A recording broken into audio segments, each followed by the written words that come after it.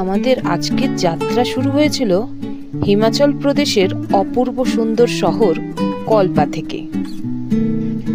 পাহাড়ের কোলে ছড়িয়ে থাকা আপেল বাগান আর পিছনে বরফ ঢাকা কিন্নর কৈলাস পর্বতশ্রেণী যেন আমাদের পথ চলার আশীর্বাদ জানাচ্ছে।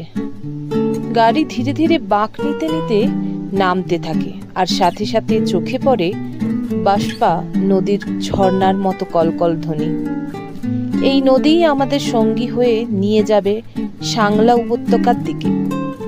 রাস্তা সরু, একদিকে পাহাড় কেটে তৈরি পথ, আর অন্যদিকে গভীর খাতের ভিতর দিয়ে ছুটে চলে বাষ্পা নদী। এই দৃশ্য সত্যিই রোমাঞ্চ জাগায়।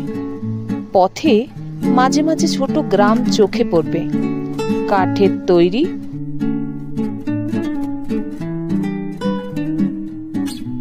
ঐতিহ্যবাহী ঘর, আর চারিদিকে সবুজ দেবদারু গাছের যেন প্রকৃতির এক ছবির ফ্রেম।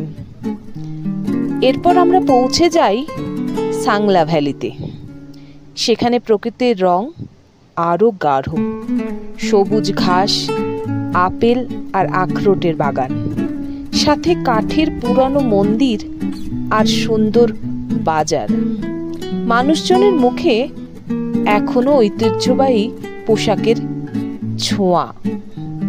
কিছুক্ষণ সাংলা সৌন্দর্য উপভোগ করে আবার এগিয়ে চলা।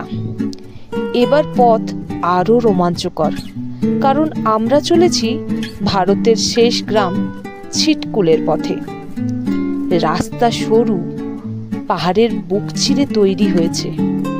বাষ্পা নদী আরো কাছে এসে গর্জন করছে, আর দূরে দেখা যায় ছোট্ট ছোট্ট পাথরের ঘর, কাঠের ছাদ, যেন সময় থেমে আছে এখানে। এই চলার পথেই আমরা করছম ড্যাম পেরিয়ে এসেছি।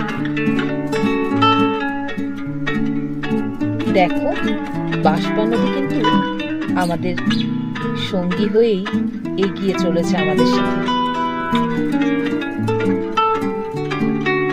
আশেপাশে পাইন, দেবদারু গাছ, মাঝে মাঝে দু একটা আপেলের গাছও চোখে পড়ছে।